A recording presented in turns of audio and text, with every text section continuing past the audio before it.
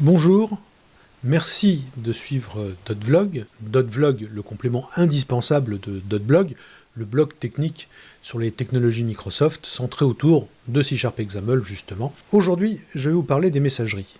Pas n'importe lesquelles, la messagerie de type MVVM, et pas dans n'importe quel contexte, puisque ce sera le cadre de la démonstration sous Xamarin.Form. Alors, nous utiliserons la messagerie intégrée de Xamarin.Form, mais ce que je vais dire s'applique exactement de la même façon à la messagerie de MVVM Lite ou l'Event Aggregator de Prism par exemple. Donc prenez-le de façon générique. Qu'est-ce qu'une messagerie MVVM? Une messagerie MVVM, au départ, c'est une messagerie qui permet à deux objets de pouvoir communiquer entre eux de façon découplée. Deux objets, donc deux instances de classe, qui vont échanger donc, un message, ce message pouvant être une simple chaîne de caractères, un objet un peu plus complexe, voire une grappe d'objets, peu importe, et sans se connaître, c'est-à-dire de façon découplée. Sans se connaître, ça veut dire que si le code de l'objet A et celui de l'objet B, en tout cas de leur classe, se trouvent dans deux namespaces différents, on ne peut pas avoir de using du namespace de l'autre, dans un cas comme dans l'autre. Et même lorsque les namespaces sont identiques, au sein d'une même application par exemple, cela signifie que dans le code de la classe A, on ne pourra pas utiliser de noms de champs, de propriétés ou autres qui appartiennent à la classe B, et réciproquement, bien entendu. Alors on comprend l'enjeu et on comprend surtout la difficulté de permettre à ces deux instances de classe d'échanger de l'information sans savoir ce qu'il y a à l'intérieur.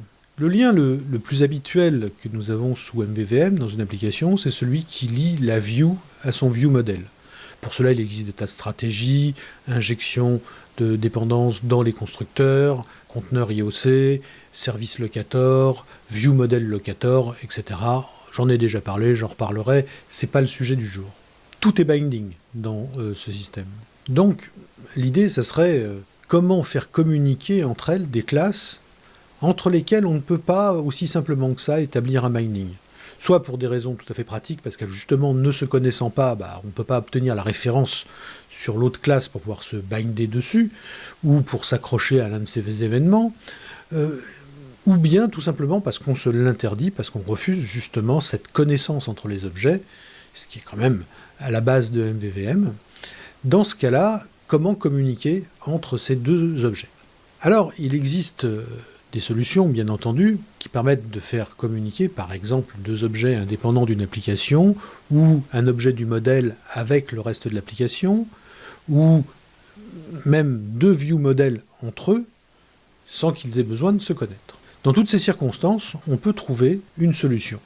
Mais avant d'entrer sur ces solutions, commençons par un petit avertissement dont vous avez l'habitude chez moi, c'est celui du code Spaghetti. Le code Spaghetti, c'est un code dont j'ai déjà décrit largement, et ceux qui ne connaissent pas peuvent aller lire l'article sur Dotblog, dont j'ai largement décrit la structure et l'enfer vers lequel il promet d'arriver. Il s'avère que quand on travaille avec des messages, ces messages, en fait, sont un peu impalpables. Vous allez me dire, en informatique, on ne travaille qu'avec des choses impalpables. Oui, certes. Mais enfin, pour un développeur, un morceau de code, c'est quelque chose d'assez concret. Ajouter 1 à un entier, c'est une opération assez concrète, même si, bien sûr, ce ne sont que des électrons qui bougent quelque part dans une machine qu'on appelle un ordinateur. Mais les messages MVVM, vis-à-vis de l'application, c'est un niveau d'abstraction supplémentaire, c'est-à-dire ils volent dans les airs comme ça, dans l'application, sans qu'on sache trop où ils sont, d'où ils partent, où ils arrivent. Alors, ils sont très difficilement traçables, c'est ça le problème. Certains toolbox MVVM offrent la possibilité d'une trace qui apparaît dans la fenêtre de debug, etc., mais pas tous, notamment pas le système qui est intégré à Xamarin.Form, pas MVVM Lite non plus, par exemple. Et de ce fait, on perd très facilement le fil de tous ces messages qui passent de droite et de gauche si on en utilise de trop. Et l'enfer du code spaghetti, le retour du spaghetti vengeur, n'est jamais très loin. Donc gardez à l'esprit que les messages MVVM ne doivent pas être utilisés de façon massive. Ça ne doit pas être une façon de régler tous les problèmes à l'intérieur d'une application en MVVM. Pour communiquer, deux principes sont généralement utilisés, et on les retrouve bien évidemment dans la programmation classique. sous .NET aussi. On retrouve d'un côté le pattern Observer et de l'autre le pattern PubSub qui est en fait Publisher Subscriber, donc publieur et souscripteur. Le pattern Observer, tel qu'on le voit à l'image en ce moment, il est très couramment utilisé dans .NET. C'est un modèle basé sur les événements, les events, et qui eux-mêmes se reposent sur les events, sur les delegates multicast. Comme vous le savez, un delegate n'est jamais qu'un pointeur de fonction. Quand on enregistre un gestionnaire d'événements, on ne fait qu'enregistrer l'adresse d'une fonction qui sera appelée quand l'événement se déclenchera. Edgeberg, qui a travaillé, bien sûr, qui a créé C#, mais qui a travaillé avant sur Delphi et sur Turbo Pascal, on l'oublie souvent en prêtant à C# des tas de lettres de noblesse venant de Java, de C++. Non, celui qui a créé C# est un pascalien pur, qui est le père de Turbo Pascal, de son extension objet, qui était la mise à jour 5.5 si je ne m'abuse, et le père de Delphi, bien évidemment, qui était objet. Mais même dans ces versions les plus avancées de ce Pascal objet, on avait bien évidemment des pointeurs de fonction, une notion d'événement, bien évidemment, mais un pointeur d'objet, comme son nom l'indique, ce n'est jamais qu'une donnée comme une autre. Quand on y stocke une valeur, si on revient quelques instants après pour y stocker une autre valeur, la première a disparu. Donc si j'ai deux endroits de mon code qui veulent être prévenus quand un bouton est cliqué, par exemple, il fallait que je choisisse d'enregistrer soit l'un, soit l'autre, et après se débrouiller pour que l'un ou l'autre appelle de façon chaînée l'autre événement. Ce qui était assez peu pratique. Mais dans les environnements de type Delphi de l'époque de VB6, on trouvait que c'était déjà une avancée suffisante. Aujourd'hui, bien sûr, ce n'est pas suffisant. Il se trouve que les delegates, donc des pointeurs de fonctions au sens .NET du terme, sont multicast. C'est-à-dire qu'en réalité, ce ne sont pas que des simples pointeurs de fonctions. Ce sont des classes entières qui supportent propriétés qui permettent d'ajouter ou de supprimer des pointeurs à cette liste. Ce qui fait que quand on déclenche un événement, grâce à l'utilisation des multicast delegates, autant d'abonnés que l'on veut vont être prévenus les uns derrière les autres, dans un ordre en général qui est celui de l'ajout, vont être prévenus de l'événement. La liste entière va être balayée. Donc déjà, c'est une avancée énorme, puisque à différents endroits du programme, on peut s'abonner à un événement sans se soucier qu'en le faisant, on va détruire une logique qui était déjà implémentée ailleurs. Tel que le schéma que vous avez sous les yeux vous le fait voir, un objet va fournir un point d'abonnement. Sous .NET, on appelle ça un événement, un clic d'un bouton par exemple. Les objets qui veulent suivre les changements de ce point vont s'y abonner, c'est-à-dire que tout simplement vont ajouter leur gestionnaire d'événements à l'événement. Et quand l'événement en question intervient, la liste de tous les abonnés est prévenue. Alors, un message peut être envoyé, c'est le event args qu'on voit le plus souvent, qui peut être personnalisé selon le type d'événement, justement. On va recevoir dans l'un les emplacements XY de la souris, dans l'autre, on va recevoir un état sur telle ou telle et telle partie de l'application. Ça, c'est le système du pattern Observer, tel qu'on l'emploie très régulièrement sous .NET. Mais il est vrai que aujourd'hui, avec le pattern MVVM, on utilise de moins en moins la gestion des événements parce qu'elle ne coïncide pas à l'idée de découplage que l'on se fait. En effet, pour l'objet qui s'abonne à l'événement, il est obligé de donner l'adresse de sa fonction, et en fait c'est une adresse de méthode d'objet, donc en fait c'est un pointeur plus complexe, c'est un pointeur qui contient à la fois un pointeur vers l'instance de l'objet et un pointeur qui pointe vers la méthode qui est utilisée. Donc c'est cette espèce de double pointeur qui est en réalité mémorisé. Mais ceci crée un lien fort entre l'objet qui publie son événement et les objets qui écoutent cet événement. Il est vrai que celui qui publie l'événement ne connaît pas grand-chose de ceux qui écoutent, en dehors du fait que quand même, leurs gestionnaires d'événements doivent répondre à une signature particulière, qui est celle décidée pour l'événement. Et surtout, le problème, c'est que pour ceux qui veulent écouter, il y a un problème de taille, c'est qu'il faut connaître l'objet qui émet, il faut s'y référer, lui demander de s'enregistrer, et donc là, on crée un lien fort, un couplage entre la classe qui écoute et la classe qui émet. On a vu les limitations de ce modèle, qu'on connaît très bien, puisque c'est celui qui a été jusqu'à ce jour le plus utilisé depuis VB6, Delphi jusqu'à aujourd'hui, donc en fait une bonne trentaine d'années. Celui qu'on utilise le plus avec MVVM, en dehors donc du binding, qui est le moyen de transférer des messages le plus efficace et le plus naturel sous C# XAML, c'est le modèle PubSub, c'est-à-dire Publisher Subscriber. Vous avez un schéma UML en bas à droite qui prend une grande partie de l'écran, qui vous montre en fait qu'est-ce qui se passe quand on a un view model base, donc un view model de base dont on hérite depuis un toolbox par exemple MVVM, et puis deux view models, le A et le B, qui descendent de view model base et qui héritent donc de Messenger Instance. Ça c'est le cas par exemple dans MVVM Lite, et donc chacun va pouvoir connaître l'instance du Messenger grâce à son héritage du view model base. Il va pouvoir donc communiquer avec le Messenger, soit pour faire des send, donc envoyer des messages, soit pour faire du register, soit pour se désenregistrer de la chaîne de messages. Parce qu'il faut savoir aussi qu'on a beau tourner en rond, on crée de toute façon une dépendance.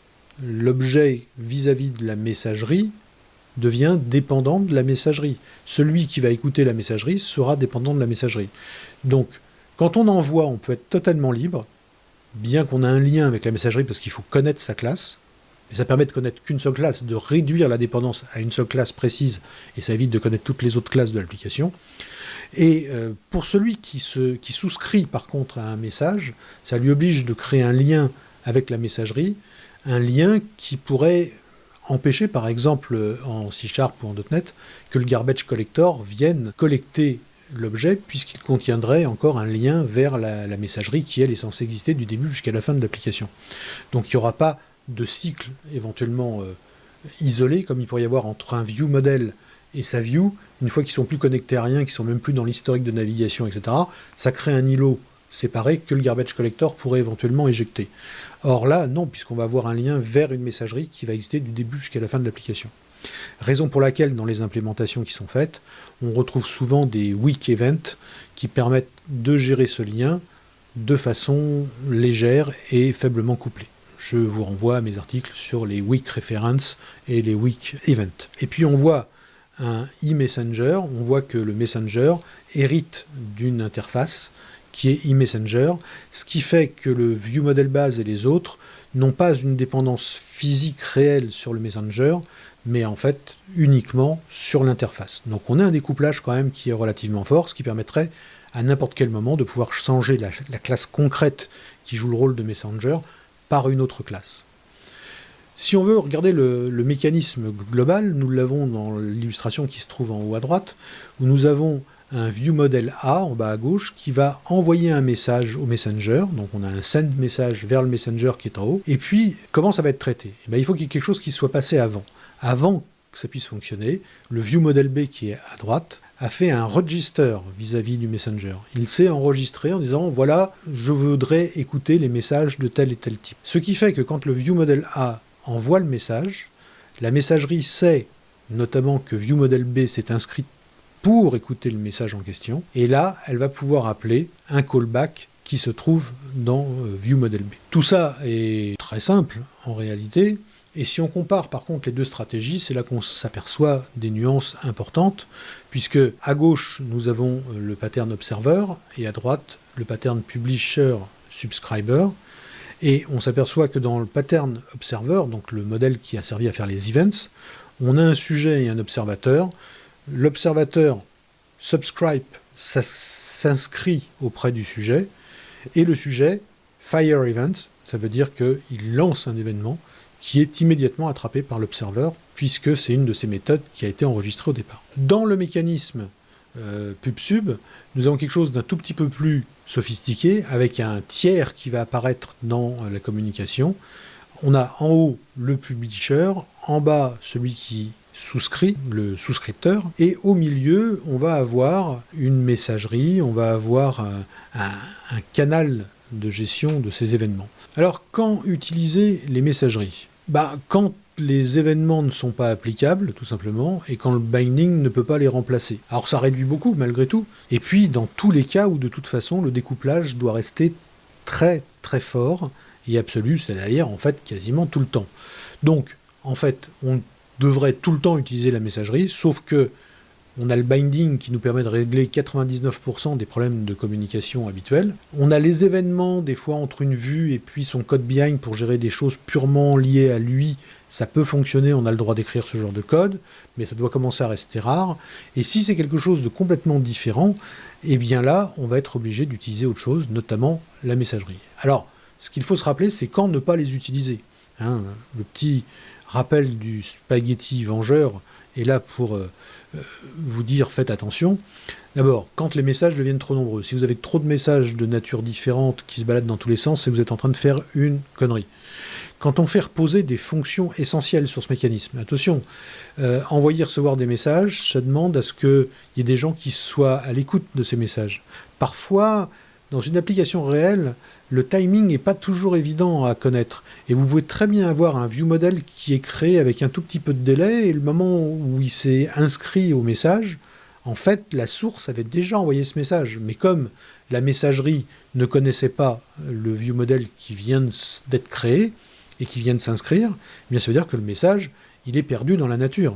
Donc, avec les messageries MVVM, vous n'avez jamais l'assurance, en tout cas avec les mécanismes de base, que ceux qui se sont inscrits ont bien reçu les messages qu'on leur a envoyés. Ça, c'est un point essentiel. Ça veut dire qu'on ne peut pas faire reposer de fonctions véritablement vitales d'un logiciel, comme lancer la mise à jour d'une base de données, la persistance d'objets ou des choses de ce genre-là, qui sont quand même essentielles, parce que si l'utilisateur il ferme son application et revient en étant confiant et en croyant que tout ça, ça a été sauvegardé et qu'il n'y a rien qui a été sauvegardé, c'est quand même vraiment un énorme bug rédhibitoire.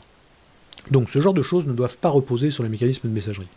Ce qu'on peut faire reposer sur la messagerie, par exemple, c'est envoyer un signal à une vue, par exemple, depuis un view model, parce qu'il ne peut pas le faire, sinon, pour lui demander, par exemple, de lancer une animation. Bon, bah, si l'animation, elle ne marche pas, bon, c'est pas très grave. Vous voyez, vous comprenez la nuance. On ne doit pas utiliser les messageries non plus quand on essaye de combler, en fait, ce qui est une mauvaise connaissance de MVVM, et de XAML en général, ou de C#, et surtout de comment fonctionnent les bindings. Et puis comment fonctionnent les propriétés attachées qui peuvent permettre de faire d'autres choses.